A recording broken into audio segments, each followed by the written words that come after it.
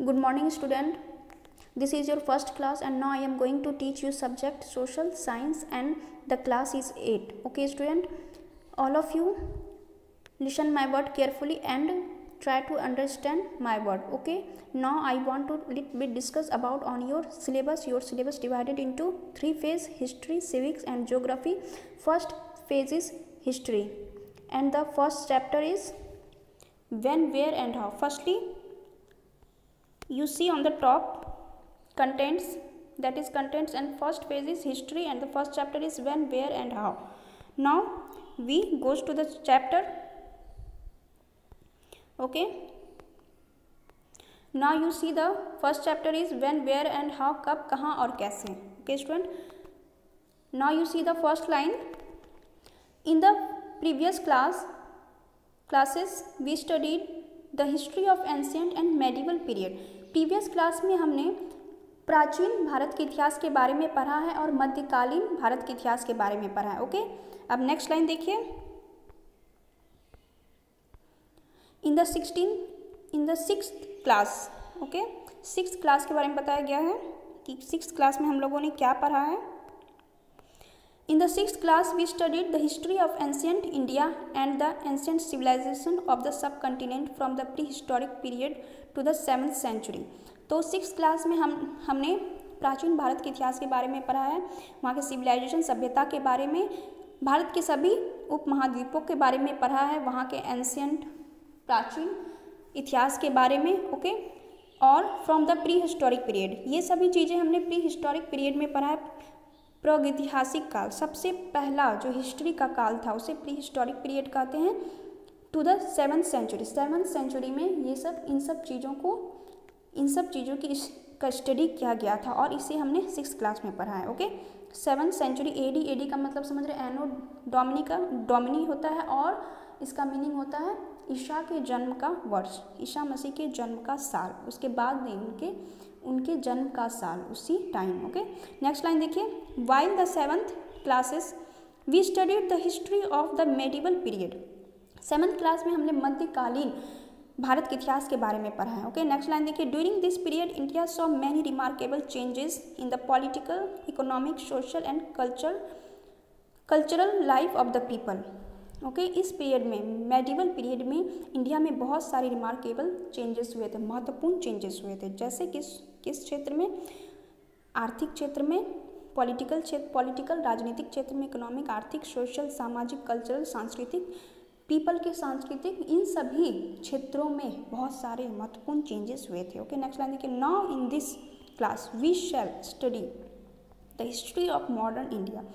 अब इस क्लास में हम लोग आधुनिक भारत के इतिहास के बारे में पढ़ेंगे. ओके, नेक्स्ट लाइन देखिए. The modern period began in 18th century and is characterized by industrialization, urbanization, colonization, scientific progress, rationalism and humanism. तो मॉडर्न पीरियड जो है, आधुनिक भारत का काल जो है, कब से शुरू होता है? 18th सेंचुरी से शुरू होता है. और इसे कैसे पहचान सकते हैं हम लोग? इस टाइम इंडस्ट्रियलाइजेशन, औद्योगिकीकरण बहुत ज़्यादा हुआ था. अर्बेनाइजेशन, शहरीकरण बहुत ज़्यादा हुआ था. कॉलोनाइजेशन, उपनिवेशीकरण हुआ था. साइंटिफिक प्रोग्रेस, वैज्ञानिक दृष्टिकोण से बहुत ज़्यादा प्रोग्रेस हुए थे. और रैशनलिज्म, बहुत सारे ऐसे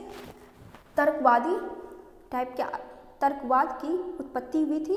और ह्यूमनिज्म, मानवतावाद भी उस टाइम बहुत ज़्यादा था. तो इन सब चीज़ों को जब हम लोग अध्ययन करते हैं, देखते हैं, पढ़ते हैं, सुनते हैं, तो हमें पता चलता है कि ये समय जो था आधुनिक भारत के इतिहास का, ये क्या था? मॉडर्न पीरियड इस टाइम से शुरू हो गया था, क्योंकि इस टाइम इन सब जगहों पे, इन सब क्षेत्र में बहुत ही ज़्यादा विकास देखा गया था. ओके स्टूडेंट, अब नेक्स्ट टॉपिक पे आते हैं हम लोग. नेक्स्ट टॉपिक देखिए क्या है. Next topic is the frame under modern history. Modern history का ढांचा क्या, आधुनिक इतिहास का ढांचा क्या, उसके बारे में बताया गया. तो फर्स्ट लाइन देखिए. We have studied in the previous class also that the time frame of history is somewhat different in different parts of the world.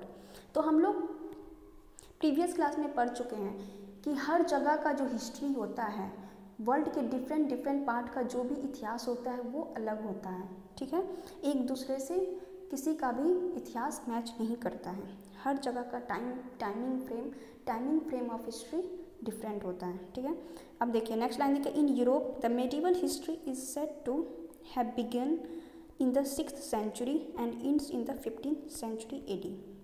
Okay, in Europe में मध्यकाल का समय कब से शुरू होता है? 6th सेंचुरी से, 6ठी शताब्दी से, और यह समाप्त हो जाता है 15वीं शताब्दी में। Okay, while in India this period start with the 8th century and ends with the 18th century AD। लेकिन इंडिया में यह समय 8th सेंचुरी से शुरू होता है और 18th सेंचुरी में क्या होता है? समाप्त हो जाता है। ओके, समझ रहे हैं? अब नेक्स्ट लाइन देखिए, India started witnessing remarkable changes in its political, economic, social and cultural life from the latter part of the 18th century. तो इंडिया, शुरुआत में इंडिया इस चीज़ का साक्ष्य है कि इंडिया में बहुत ही महत्वपूर्ण ढंग से पॉलिटिकल, राजनीतिक क्षेत्र में, आर्थिक क्षेत्र में, सामाजिक और सांस्कृतिक क्षेत्र में 18th सेंचुरी में इंडिया के बहुत सारे पार्ट में बहुत ही महत्वपूर्ण चेंजेस हुए थे। इंडिया इसका साक्ष्य, इंडिया का हिस्ट्री इसका साक्ष्य सबूत है, ये एविडेंस देता है कि इंडिया में बहुत ही सारे चेंजेस हुए थे इन सभी फील्ड्स में। ओके, नेक्स्ट लाइन देखिए, the modern period extend roughly from the middle of the 18th century to the contemporary times। तो मोटा मोटी ये कहा जाता है कि इंडिया में आधुनिक काल जो है मिडल ऑफ 18th सेंचुरी तक ही रहा था, पूरा 18th सेंचुरी नहीं रहा था, गया था मिडल में ही रहा था, वहाँ मिडल 18th सेंचुरी तक ही क्या था?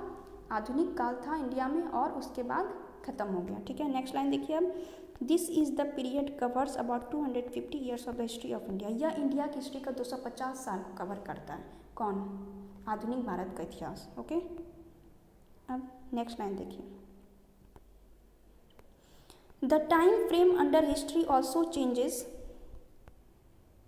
विद द, नेक्स्ट पेज देखिए अब, with the focus of study, ठीक है। जैसे हम लोग इतिहास का अध्ययन करते हैं वो समय के साथ चेंज होते रहता है। टाइम फ्रेमिंग के अनुसार जो भी इतिहासकार आए इंडिया की हिस्ट्री का अध्ययन करने के लिए, वो उनके तर्क के अनुसार वो अपने ढंग से उन्होंने उसका स्टडी किया, अध्ययन किया। ओके, अब सबसे पहले वो फिगर देख लीजिए, इस पेज में, फर्स्ट पेज में है ये वाला फिगर। देखिए क्या लिखा हुआ नीचे में, map India in the middle of 18th century. ये मैप है, मिडल ऑफ 18th सेंचुरी में इस मैप को तैयार किया गया था। ओके, देख लीजिए, अब तो बहुत कुछ चेंज हो गया है इसमें, अच्छे से देख लीजिएगा मैप को। अब नेक्स्ट लाइन देखिए, if our focus of study changes a new set of dates become important. For example the British historian focused on the rule of each Governor General of India, their activities, policies and achievements to study the history of India। okay? तो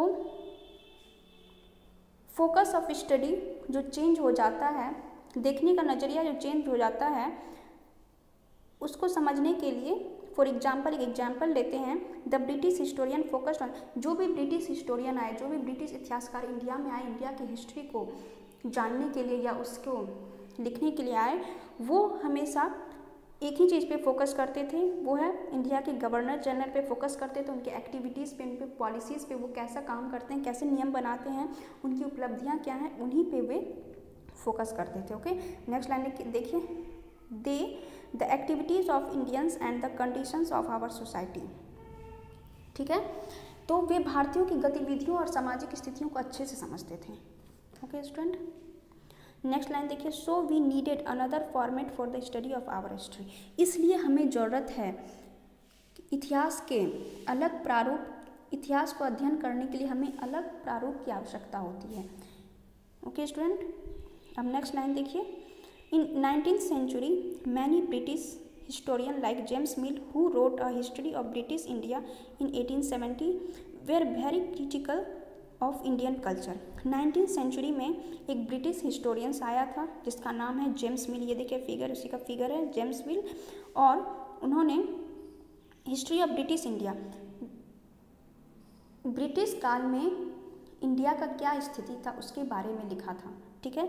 और कब लिखा था? 1817 में। Were very critical of Indian culture. उस time India का जो culture था वो बहुत ही ज़्यादा दयनीय स्थिति में था। ओके, नेक्स्ट लाइन देखिए। James mill was Scottish economist and political philosopher. James मिल जो था स्कॉटिश अर्थशास्त्री था। स्कॉटिश जगह का नाम है, स्कॉटलैंड कहते हैं उसे, और वहाँ के निवासी को स्कॉटिश कहते हैं, इसलिए स्कॉटिश जेम्स मिल। ओके, नेक्स्ट लाइन देखिए। पॉलिटिकल फिलोसफर, वो पॉलिटिकल फिलोसफर भी था, राजनीतिक फिलोसफर, राजनीतिक विचार प्रकट करता था, वो लिखता था अपने विचारों को। ओके, नेक्स्ट लाइन देखिए अब। He divided the history of India into these 3 periods. उसने इंडिया के हिस्ट्री को 3 पार्ट में बांटा था, ठीक है। देखिए कौन कौन। Hindu, Muslim and British. 3 part में बांटा, Hindu, Muslim and British. Hindu, Muslim और ब्रिटिश 3 पार्ट में इंडिया की हिस्ट्री को बांट दिया। नेक्स्ट लाइन देखिए। His division was based on the religions of the rulers. उसका जो डिवीज़न था, उसने जो बांटा था वो रूलर्स के किस पे बेस्ड था? धर्म पे, धर्म के आधार पे उसने डिवीज़न कर दिया था, मतलब बांट दिया था इंडियंस की हिस्ट्री को। ओके, नेक्स्ट पैराग्राफ देखिए। J Mill advocated that all Asian societies were lower level of civilisation than Europe. तो जेम्स मिल ने एशियन सोसाइटीज़ पे वकालत की थी, ठीक है। एशिया के समाज पे उन्होंने वकालत कर रखी थी। और उसने जब स्टडी किया एशियन सोसाइटीज़ के बारे में, तो उसने पाया कि यहाँ का सिविलाइजेशन बहुत ही लो लेवल पे है देन द यूरोपियंस, ठीक है। यूरोप के सिविलाइजेशन से एशिया का जो सिविलाइजेशन है उसका जो स्थिति है बहुत ही ज़्यादा दयनीय है, ठीक है। अब नेक्स्ट लाइन देखिए। He said that during the reigns of Hindu and Muslim rulers the social life in Indians was dominated by the caste taboos, religious intolerance and superstitious practice. उसने कहा था कि जिस इंडिया का जो उसने जो 3 रीजन बांटा था, हिंदू, मुस्लिम, ब्रिटिश, तो उसने 2 रीजन्स के बारे में बोला है। जब इंडिया में हिंदू और मुस्लिम का समय चल रहा था तो उस टाइम का जो सोसाइटी था, इंडियंस का जो सोसाइटी था कैसा था? कास्ट पे बेस्ड था, रिलीजन इंटॉलरेंस था, धर्म असहिष्णुता था, लोग धर्म के नाम पे लड़ते थे, और बहुत सारे सुपरस्टिशियस प्रैक्टिस होते थे, बहुत सारे अंधविश्वास की उत्पत्ति हो गई थी। लोग अंधविश्वास पे बहुत ज़्यादा क्या करने लगे थे? बिलीव करने लगे थे। ओके, अब नेक्स्ट लाइन देखिए। It was the British who could civilize India. यहाँ पे ब्रिटिश की तारीफ की गई है। कहा जा रहा है कि वो इंडिया को सिर्फ ब्रिटिश ही सभ्य बना सकते थे। Okay, it was the British who could civilize the India. सिर्फ ब्रिटिश ही ऐसे थे जो इंडिया को सभ्य बना सकते थे। ओके, नेक्स्ट लाइन देखिए।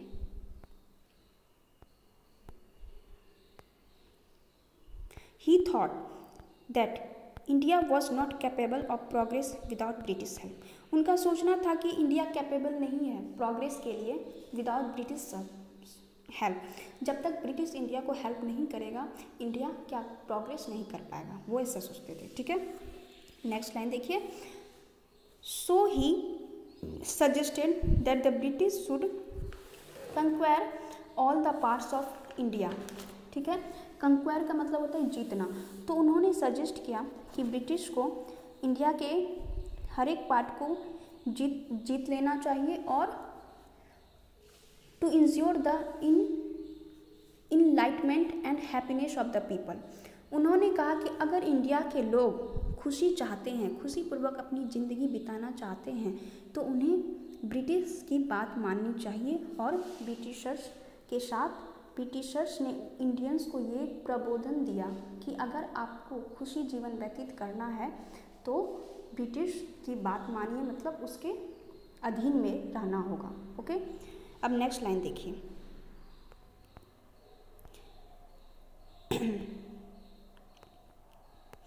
But James' divisions was full of drawbacks because it was based on religions of rulers. लेकिन जेम्स का जो डिवीज़न था फुल ऑफ ड्रॉबैक्स, बहुत सारी कमियां थी उसके डिवीजन्स में, और उसका जो डिवीज़न था रिलीजन्स ऑफ रूलर पे बेस्ड था। जो भी रूलर्स आए थे उसने उसे अपने डिविजन्स को धर्म के आधार पे बांट दिया था, ठीक है, इसलिए इसमें बहुत सारी त्रुटियां थी, ठीक है। नेक्स्ट लाइन देखिए, it ignore the significant historical developments in the society, economy और कल्चर। तो जेम्स ने अपने डिविजन्स में बहुत सारी चीज़ों के बारे में नहीं बताया था, दैट इज़ क्या है, और वो चीज़ है उस टाइम इंडिया में बहुत सारे डेवलपमेंट्स भी हुए थे, उस डेवलपमेंट्स को उसने नहीं बताया था, जैसे इकोनॉमी और कल्चरल क्षेत्र में, ठीक है, आर्थिक और सांस्कृतिक क्षेत्र में बहुत सारे डेवलपमेंट हुए थे जिसे जेम्स ने क्या किया था, नहीं बताया था, अच्छे से डिस्क्राइब नहीं कर पाया था या नहीं बताया था, इन सब चीज़ों को स्किप कर दिया था। नेक्स्ट लाइन देखिए, this division also ignore the rich diversity of the sub continent. इस डिवीज़न में उसने इंडिया के जितने भी उपमहाद्वीप थे उन सब के वहाँ की डाइवर्सिटी बहुत अच्छी थी, वहाँ का कंडीशन बहुत अच्छा था, उसके बारे में भी उसने नहीं बताया था, ठीक है। इन सभी जगहों में जो भी विकास से जुड़ी हुई चीज़ें थी, ठीक है, या आधुनिकता के सभी पहलुओं को जेम्स मिल ने क्या किया था, नज़रअंदाज कर दिया था, उसे नहीं बताया था, ठीक है, लिखा नहीं था। नेक्स्ट लाइन देखिए, in order to get a clear picture of important changes in history, historians now generally divide the past into 3 periods, ठीक है। अगर हमें इंडिया की हिस्ट्री के क्लियर पिक्चर को देखना है, अच्छे से समझना है तो इतिहासकारों ने इसे 3 पार्ट में डिवाइड किया, ठीक है, that is the ancient period, the medieval period, the modern period. ये कौन सा पीरियड है? पहला है एंशिएंट पीरियड, प्राचीन भारत का इतिहास, दूसरा है मध्यकालीन भारत का इतिहास और तीसरा है आधुनिक भारत का इतिहास, ओके। नेक्स्ट पैराग्राफ देखिए, in this class we shall study the history of modern period that is from 750 AD। इस क्लास में हम लोग क्या पढ़ेंगे? मॉडर्न पीरियड, आधुनिक भारत के इतिहास के बारे में पढ़ेंगे, और ये कहाँ से शुरू होता है? 1750 AD से, ठीक है। टू इंडिया, नेक्स्ट लाइन देखिए, टू इंडिया आफ्टर इंडिपेंडेंस, जो कब से शुरू होता है? जब इंडिया आज़ाद हो गया, जब हमारा देश आज़ाद हो गया तभी से क्या शुरू होता है? आधुनिक भारत का इतिहास शुरू होता है, ठीक है। नेक्स्ट लाइन देखिए, modernity reflect material progress. Next page में चलिए,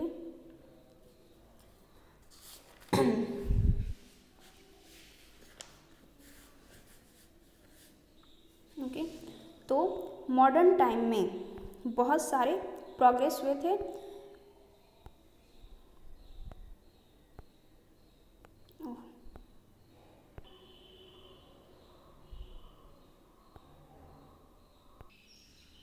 ओके। नेक्स्ट लाइन देखिए, it is associated with the growth of all the forces of modernity.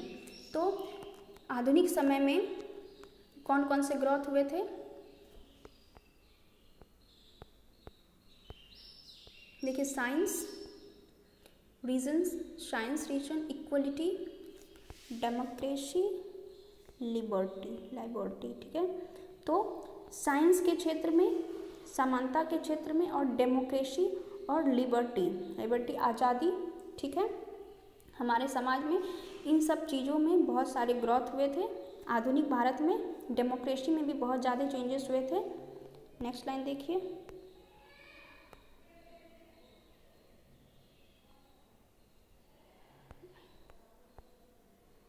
Since under the British rule, the people of India did not have freedom, equality and economic prosperity. तो British के समय में Indians को बहुत सारी चीज़ों में क्या किया गया था? फ्रीडम नहीं दिया गया था, जैसे इक्वलिटी, समानता का अधिकार नहीं था, इकोनॉमिक प्रॉस्पेरिटी, आर्थिक चीज़ों में उन्हें बहुत ये आज़ादी नहीं थी कुछ भी करने की, ठीक है। नेक्स्ट लाइन देखिए, so this divisions also has some problem, इसलिए इस डिवीज़न में बहुत सारे प्रॉब्लम्स आए थे, ठीक है। नेक्स्ट लाइन देखिए, that is why some historians call this period as a colonial period. इसी कारण कुछ इतिहासकार आधुनिक भारत के इतिहास के समय को क्या कहते हैं? औपनिवेशिक काल कहते हैं। अब कॉलोनाइजेशन पीरियड क्या होता है वो नेक्स्ट टॉपिक में पढ़ेंगे हम लोग। देखिए आगे देखिए, नेक्स्ट टॉपिक वही है कॉलोनाइजेशन। ठीक है। कोलोनाइजेशन का मतलब होता है उपनिवेशीकरण। ओके स्टूडेंट, तो इसका फर्स्ट लाइन देखिए क्या है, colonisation refers to the process in which a powerful country controls other politically and economically countries. Colonisation वैसा प्रोसेस है जिसमें कोई पावरफुल शक्तिशाली देश अपनी शक्ति का प्रयोग करके दूसरे देश को राजनीतिक और आर्थिक व्यू से अपने में शामिल कर लेता है। ठीक है, राजनीतिक और आर्थिक रूप से अपने देश में शामिल करने की कोशिश करता है, उस पर या उस पर अपना आधिपत्य जमाने की कोशिश करता है, इसी को कोलोनाइजेशन कहते हैं। ओके, और in other words, next line देखिए, in other words when the subjugation of one country by another leads to the political, economic, social and cultural changes in the former we call the process of colonization। तो दूसरे शब्दों में कहा जाता है कि जब कोई शक्तिशाली राष्ट्र, ठीक है, दूसरे राष्ट्र को लीड करने लगता है या उस पर अपना आधिपत्य जमाने लगता है, उसका दमन करने लगता है अपने पॉलिटिकल, इकोनॉमिकल, सोशल, कल्चरल उसके इन सभी क्षेत्र में क्या कर देता है, चेंज कर देता है अपनी शक्ति का उपयोग करके, इसी प्रोसेस को कोलोनाइजेशन कहते हैं। ओके स्टूडेंट, अब नेक्स्ट लाइन देखिए, the British and their missionaries initially came to India for trade and commerce and for the spread of Christianity. तो ब्रिटिश मिशनरीज जो भी थे, ब्रिटिश लोग, वो इंडिया में क्या करने आए थे, व्यापार और वाणिज्य। सबसे पहले तो वो इंडिया में व्यापार और वाणिज्य करने आए थे और क्रिश्चियन धर्म को बढ़ाने के लिए आए थे, फैलाने के लिए आए थे। ओके, नेक्स्ट लाइन देखिए, they had no political ambitions. उनका कोई भी राजनीतिक महत्वाकांक्षा नहीं था। शुरू में जब ब्रिटिशर्स आए थे तो वो बस व्यापार करने के लिए आए थे या अपने धर्म का प्रचार करने के लिए आए थे, और उस टाइम उनका कोई भी पॉलिटिकल एम्बिशंस नहीं था, कोई भी पॉलिटिकल महत्वाकांक्षा नहीं था। But they got lured by the riches and wealth of India. लेकिन उन्हें इंडिया के धन संपत्ति पे क्या आ गया, लालच आ गया। ठीक है, जब वो इंडिया में आए तो इंडिया बहुत ही धनी था, उसको देखकर उन्हें उनके मन में बहुत ही ज़्यादा लालच आ गया। ठीक है, नेक्स्ट लाइन देखिए, taking advantage of the unstable political conditions of 18th century India, they gradually established their stronghold on all the major economically flourished centers। ठीक है, तो उन्हें बहुत ज़्यादा लालच आ गया और वे क्या सोचने लगे, इंडिया पे अपना आधिपत्य जमाने के लिए सोचने लगे और क्या करने लगे वे, 18th century unstable political conditions, और इंडिया में 18th सेंचुरी में वहाँ का पॉलिटिकल कंडीशंस सही नहीं था। And they gradually establish their strong hold on all the major economically flourishing centre. तो वे चाहते थे कि वो अपना आधिपत्य इकोनॉमिकली, आर्थिक रूप से इंडिया में, ठीक है, ऐसा सेंटर स्थापित करें जिससे वो इंडिया को अपने से कंट्रोल कर सके। इस टाइप से वो कुछ सोच रहे थे। ठीक है, इंडिया के धन संपत्ति को देखकर उनको लालच आ गया और उन्होंने आर्थिक रूप से सभी केंद्रों पर, इंडिया का जितना भी केंद्र था, ठीक है, इकोनॉमिक आर्थिक सेंटर जो भी थे, उस पर अपना आधिपत्य गढ़ स्थापित कर लिया। ठीक है, करने की कोशिश करने लगे या कर भी लिया। ठीक है, नेक्स्ट लाइन देखिए, You will study later on as to how after the Battle of Plassey and Buxar, Battle of Plassey 1757 and Buxar 1764, अब नेक्स्ट पेज पे चलते हैं। The Indian economy was transformed from a surplus and self-sufficient economy to a colonial economy। तो हम लोग पढ़ चुके हैं पहले बैटल ऑफ प्लासी जो 1757 में हुआ था, बैटल ऑफ बक्सर जो 1764 में हुआ था। उस टाइम इंडिया का जो इकोनॉमी था, क्या था, इंडिया का जो आर्थिक व्यवस्था था, आर्थिक इकोनॉमी था, वो self sufficient economy to a colonial transformed from a surplus and self sufficient. तो तो जब बैटल ऑफ प्लासी हुआ था और बक्सर का युद्ध हुआ था, तो उस टाइम इंडिया का जो इकोनॉमिक कंडीशन था वो कॉलोनियल इकोनॉमी था, मतलब औपनिवेशिकरण वहाँ पे बहुत ज़्यादा था, दूसरे राजाओं का आधिपत्य होता था, मतलब एक राजा होते थे और उस क्षेत्र को अपने अंडर में रखते थे। ओके, अब नेक्स्ट लाइन देखिए, therefore India become a British colony in the 18th century. तो इस लड़ाई के बाद आप लोग जानते ही हैं battle of Plassey, battle of Buxar में क्या हुआ, ब्रिटिश ने हर किसी को हरा के वहाँ पे अपना आधिपत्य जमा लिया। तो 18th सेंचुरी में तो वहाँ पे ब्रिटिश आधिपत्य हो गया, ब्रिटिश का कॉलोनी, ब्रिटिश उपनिवेशवाद आ गया, ब्रिटिश हर चीज़ को हैंडल करने लगे। ओके, अब देखिए, check your progress, discuss James Mill periodisation of Indian history.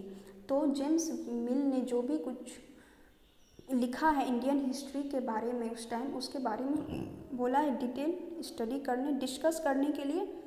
Okay student, आज का क्लास यहीं ओवर करते हैं, और आप लोगों को जितना हम पढ़ाए हैं सबका, जितना आज जहाँ तक पढ़ाए हैं, पेज नंबर 18 तक पढ़ाए हैं, पेज नंबर 19, ठीक है। हाँ, sources of modern history next class में पढ़ाएंगे। ओके स्टूडेंट, जहाँ तक पढ़ाएं वहाँ तक का आपको वर्कशीट दे दिया जाएगा, और उसमें कुछ क्वेश्चंस रहेंगे, और उस क्वेश्चंस को आपको अपने बुक से ढूंढ कर लिखना है, ठीक है, बुक से देखकर क्वेश्चंस को सॉल्व करना है। Okay student, now thank you, अब नेक्स्ट क्लास में मिलते हैं।